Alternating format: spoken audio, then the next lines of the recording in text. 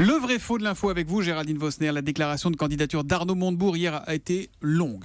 1h30, c'était un peu long. C'était dense en propositions, mais pas toujours de la plus grande précision. Eh ben non, il y a eu quelques cafouillages qui relèvent plus, sans doute, d'une volonté de dramatiser pour souligner l'urgence de sa candidature et le bien fondé de ses propositions. Évidemment, pour convaincre, des chiffres chocs, c'est plus efficace. Celui-ci, par exemple.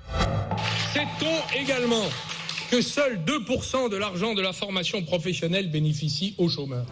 Alors, seuls 2% de l'argent de la formation professionnelle bénéficie aux chômeurs. Vrai ou faux, Géraldine? C'est faux. 14% en réalité de cet argent bénéficie aux demandeurs d'emploi, selon les chiffres de la DARES.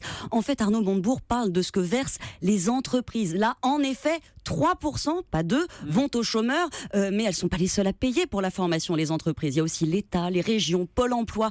Que l'argent soit mal réparti, ça tout le monde en convient, mais pas dans ces proportions. Arnaud Montebourg, en fait, il force le trait pour vendre ses propositions, puisqu'il veut que les chômeurs aient tous un an de formation. Et oui, en bon avocat, il force le trait. L'ennui, c'est que ça peut parfois fausser toute la réflexion. Sur le chômage, par exemple. 8 années après le début de la crise, la zone euro a fabriqué 5,5 millions de chômeurs supplémentaires. Il y va, 5,5 millions de chômeurs supplémentaires pour la zone euro. Vrai ou faux, 5,5 millions? C'est faux parce que le chiffre le chiffre qu'avance Monsieur Montebourg date en fait de 2013, au pire des conséquences de la crise. À ce moment-là, oui, la zone euro avait perdu 5,5 millions d'emplois. Mais d'abord, elle n'était pas la seule. Les États-Unis en ont perdu 8. Et surtout, nous sommes en 2016. Ça n'a plus rien à voir. En juin de cette année, établi Eurostat, le taux de chômage était retombé à 10,1% dans la zone euro, soit le taux le plus faible depuis juillet 2011.